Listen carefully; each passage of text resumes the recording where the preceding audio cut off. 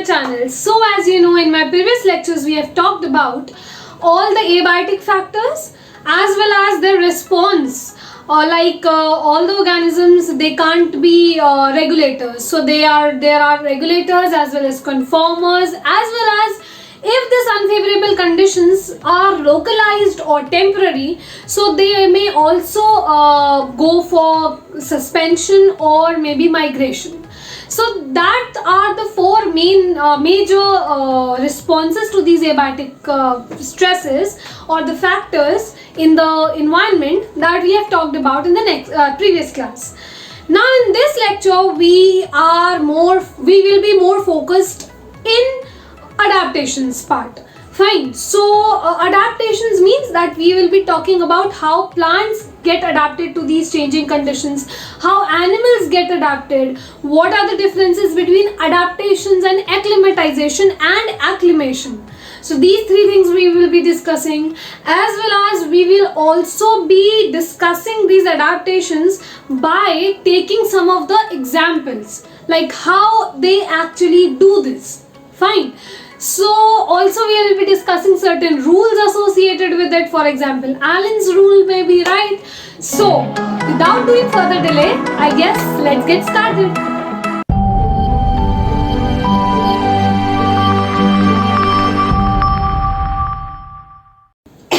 So talking about the adaptation, that what is actually adaptation. So before going into that, you must know, or you must have wondered that each and every organism requires a specific set of conditions, right? It requires some kind of ideal conditions which enables that organism to grow or flourish in that particular area. Main purpose of any organism is only three, that is to grow, to reproduce and to survive. Fine. So for growth, reproduction and survival, these organisms make changes in themselves which are acquired into the genetic level. And why? Because in order to live, reproduce and flourish in that particular given environmental conditions. So that means an adaptation is nothing, it's just the acquisition of these genetic traits. And why? In order to grow, survive and produce in a set of given environmental conditions. So adaptation can be any change, or you can say any genetic change, which can be behavioral or morphological or physiological in an organism which have evolved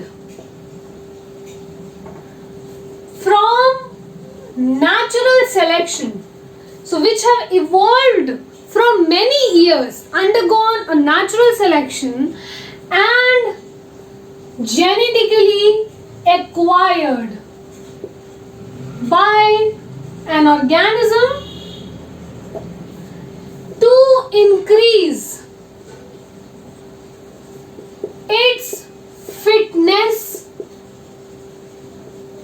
in a set of given or specific environmental conditions. So what is this fitness related with? Reproduction mainly. We talk fitness in with respect to reproduction mainly, because each and every organism that is present on earth has one function to perform, that is reproduction, more than its survival. But obviously it is related, जब जितना ज़्यादा survive करेगा organism उतना ही ज़्यादा reproduce करेगा. So obviously it is all interrelated, that growth, survival and reproduction, these three are the main processes, you can say goals to make changes in themselves or to adapt to some particular environmental conditions. So this is basically adaptation. Fine. Now, we also use a term known as acclimatization. So, what is the difference between an adaptation and acclimatization? That we need to know. So, in simple words, you can say acclimatization is it is a set of compensatory changes or a compensatory change in response to a new environmental change. So actually acclimatization क्या है? So it is the changes. The changes could be physiological or anatomical as well as morphological. ठीक है? So any changes which is acquired in response to change in environmental condition or environment. So this is acclimatization. So difference क्या है? देखो, this was acquired at the genetic level. So this has required ample of time, right? So this has required many years to get acquisited at the genetic level. But when you talk about acclimatization, this is a matter of only ranging from weeks, days to weeks. Fine. So that means this is a property which is acquired or which is performed within an organism's lifetime. So ranging from some days or to some weeks. These changes are acquired in an organism, but these are not acquired at the genetic level. So that is the main difference in between acclimatization and adaptation, that these changes are not acquired at the genetic level, while adaptations have undergone series of evolution, natural selection, and then acquired genetically in an organism. So these are not inherited or acquired genetically. This is just a compensatory change in response to some change in natural environmental conditions. Fine. So this is acclimatization. Now one more word is there. The another word is acclimation. So normally people get confused with these two words. They find these two words synonymous, acclimation and acclimatization, but these are different. Acclimation is any compensatory change which occurs in laboratory conditions. That means very important, laboratory conditions. So any compensatory change occurring in an organism with respect to or in response to some changed laboratory conditions, then that change is acclimation. Whereas any compensatory change with respect to or in response to the natural external environment, then this is termed as acclimatization. So I guess now you know the difference between adaptation, acclimatization and acclimation. Fine? Adaptation is any change in an organism which increases its overall fitness of the whole species because it is acquired genetically. Whereas acclimatization is just changing with response to some sudden change in the environment. और ये इतना जल्दी होना होता है that ये कुछ days or some few weeks or within an organism lifetime में it gets acquired. So genetic नहीं है और ज़्यादा time भी नहीं लिया. और जो acclimation है, this is any change, any compensatory change जो कि हो रहा है in laboratory condition. अगर आपने किसी organism पे experiment कर रहे हो, आपने कुछ set of conditions पे उसे रखा है, तो जो changes अब वो दिखा रहा है, that is due to changed laboratory conditions.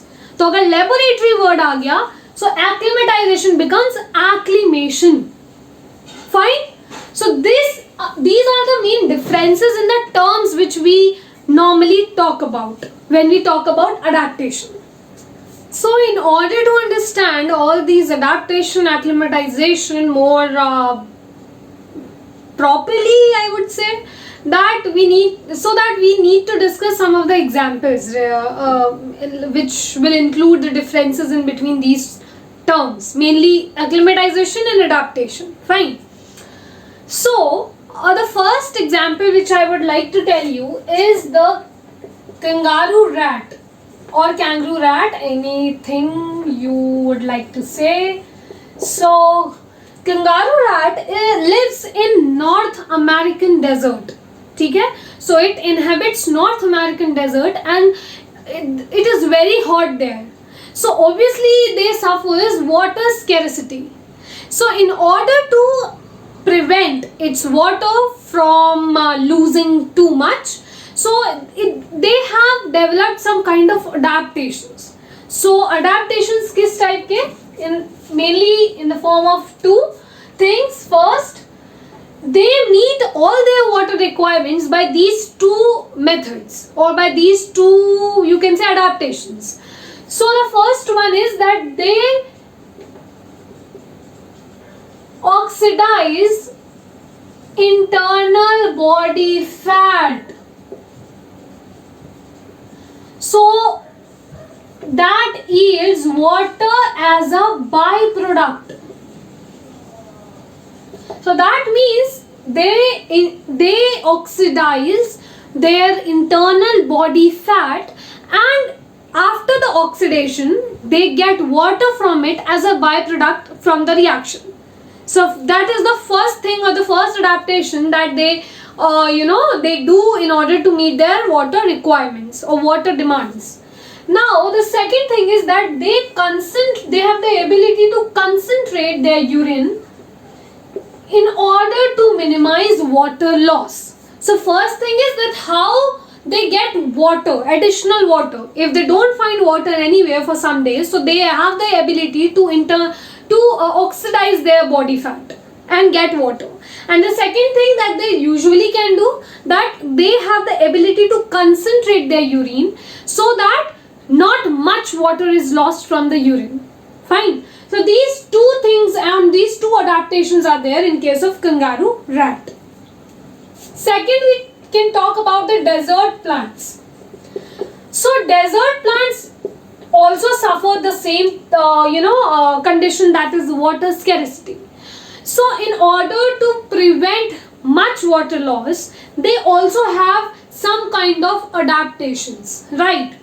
So they have mainly three adaptations. First, that they have thick cuticle.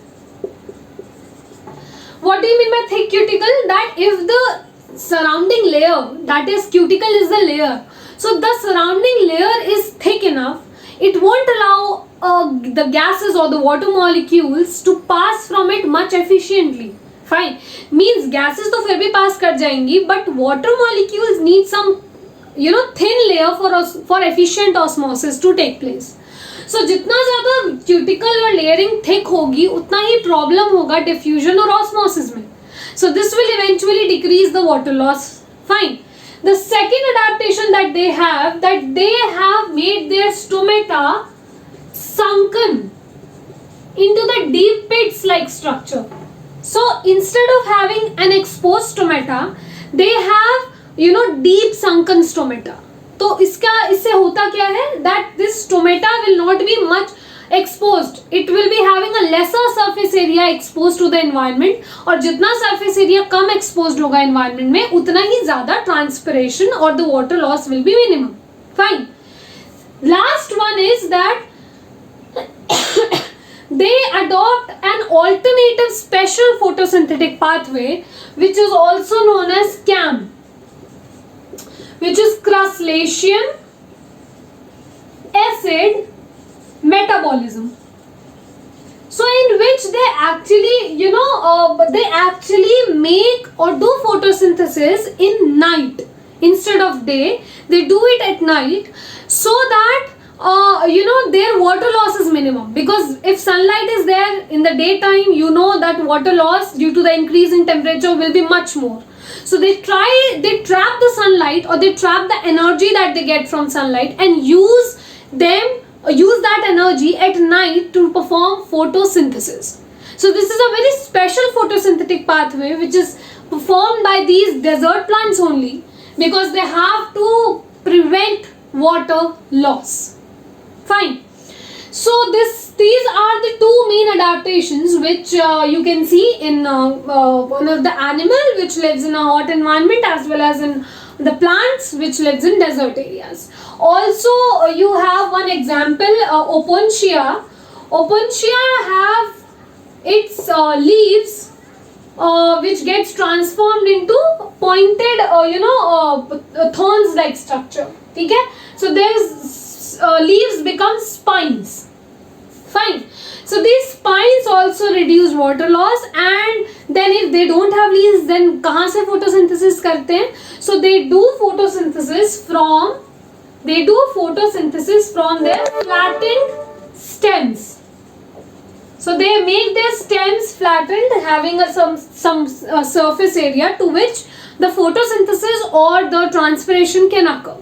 Right. So their leaves are converted into the spines in order to prevent the water loss. Fine. So these are one of the two animals having adaptations as per their environmental conditions where they are living. So these two which I just now discussed were the examples of adaptations which is acquired genetically. Right. It is not that कि कोई एक plant में हुआ and उसके progeny में नहीं होगा, सब में होगा, पूरी स्पीशीज में होगा. So that means it has undergone a series of evolution and natural selection, and these genetic traits have been acquisited in those organisms or the plants or the animals. Fine. But now we will see the example which will include the acclimatization process. ठीक है? तो अगर मैं बात करूँ mainly कुछ mammals और humans, और mainly humans की बात करते हैं चलो. So we suffer altitude sickness. Right. This is very common when you go to high altitude in mountain area. So if you go there, you suffer a kind of set of symptoms like nausea, fatigue, heart palpitations, you feel dizzy, you vomit, बहुत थकान feel होती है, आपको सांस लेने में problem होती है. सो ये सब these are all the symptoms of altitude sickness. So होता क्यों है? Because वहाँ पर बहुत low pressure है और आपके बॉडी वो अडेप्टेड नहीं है, वो उसका यूज टू नहीं है उस new environmental change environmental conditions के. So your body will take some time to get accommodated with the new environmental conditions, and this accommodation or this changing of the body or few changes that occurs inside our body in order to cope up with the changing environmental conditions which occurs in just few days. These changes are not acquired at the genetic level. These changes are very temporary and they are the compensatory changes in order or in response to that changed environmental conditions. So that is known as acclimatization. So now you get the difference between adaptation and acclimatization, right?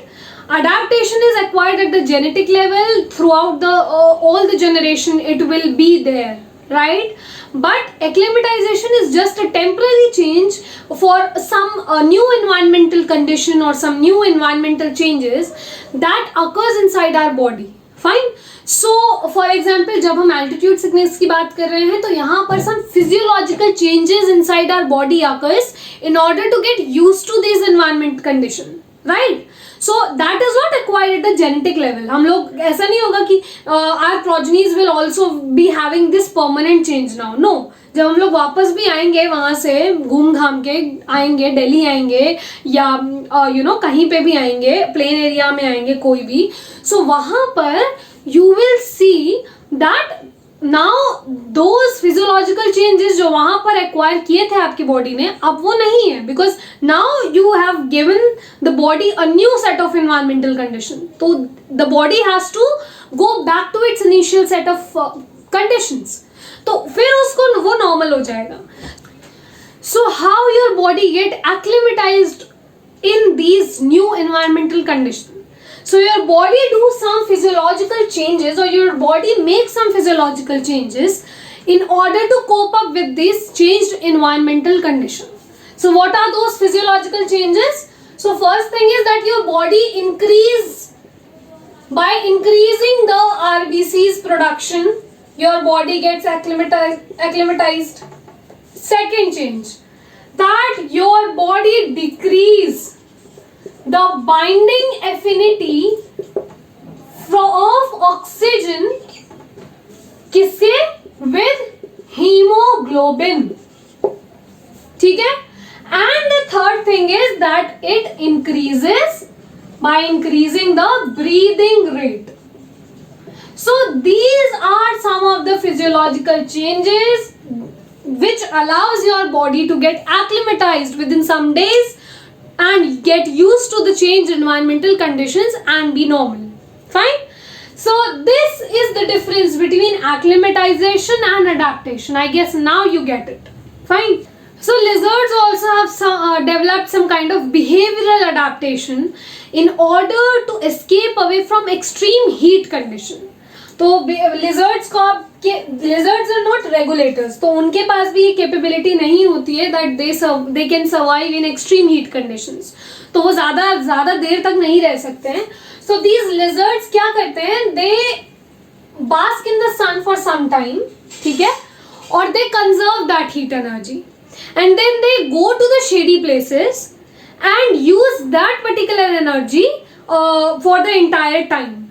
And then again, if they lose their energy and if they need more energy, so they again go into the sun, bask for some time, right? तो आराम से फिर basking के बाद they come again to the shady place and they do their day-to-day activities. So that is one of the behavioral adaptation कि वो ज़्यादा देर तक heat में नहीं रह सकती है. So वो जब उसकी heat energy उसे लगता है कि अब नहीं है, अब I have to go, so जाती है, थोड़ी देर पे bask करती है sun पे, heat energy conserve करती है and then it come back to its shady place. Fine. So this is one of the behavioral adaptation of these lizards. Now the last one is the mammals. Mammals अगर aquatic की बात करो, so they even in aquatic as well as terrestrial, they have a kind of blubber. Blubber is a fatty layer which is present inside the skin in the organisms living in very extreme cold conditions. So this acts as a kind of insulator and it provides them a kind of insulation, heating effect and make them to survive there. Fine. So this is one of the adaptation for the mammals living in extreme cold condition. The next thing is that in colder climates you will find the organisms with or the smaller organisms are not found there. So I have told you earlier also, जब मैंने response to abiotic factors की बात की थी, वहाँ पर भी मैंने बताया था that these organisms have larger surface area to volume ratio and that's why they dissipate heat very fast. तो इसीलिए ये यहाँ पर नहीं रह सकते हैं cold environment conditions में. Fine. So you will rarely find that the small organism is found in the polar areas or the cold areas. So the rules associated with it are three mainly. Bergmann's rule and Allen's rule and Hess rule are the extensions of Bergmann's rule. So I guess we'll be discussing these three rules which suggests that how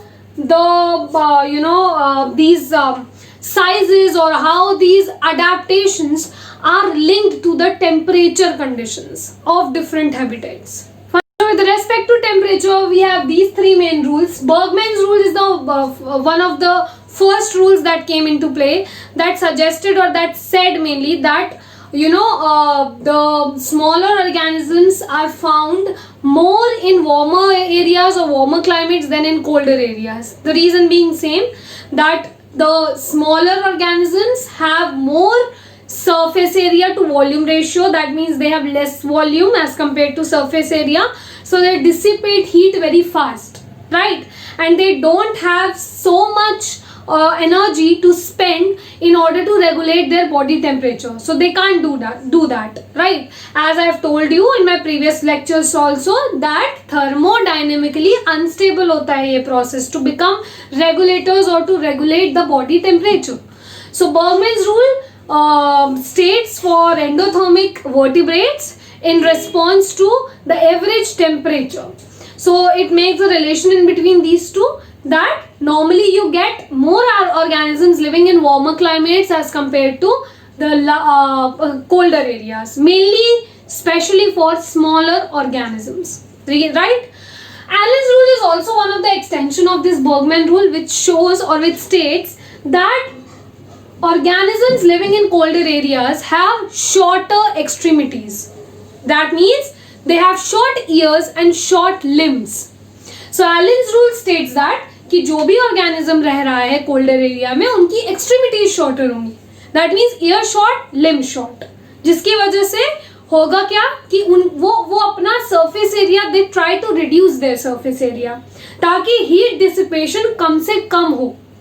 ठीक है? So you will find that organisms living in colder areas they will be following this rule in order to survive better. Hess rule is also known as heart weight rule. So it states that the organisms living in colder areas must have large heart as compared to its weight. That means उसका heart का size और उसका heart का weight should be larger than its size of the body. ठीक है? Have one last law, that is Shelford's law of tolerance. So I have put the picture of the graph of the Shelford's law of tolerance, which shows that you have an upper limit as well as a lower limit. So you have a range in between the upper and the lower limit, which an organism has the maximum overall fitness, to which it is highly capable of surviving, growing and reproducing. It can't survive beyond that limit as well as not lower than that limit. So this is the law of tolerance, which states that each and every organism has a specific upper limit as well as lower limit. In between it experiences the maximum fitness to which it is used to it. Like it can flourish maximally in that range, right? So that is the case of all these laws, I guess, and that's all for today. In the next lectures we will be talking about, or we will be starting with the population dynamics. So we'll be talking about this. Today we have completed all the things or all the concepts related with the organism level. Now we'll be starting with the population level. So we'll be talking about several interactions among the populations. Fine? So if you like my videos, don't forget to like, share and subscribe, and please stay tuned.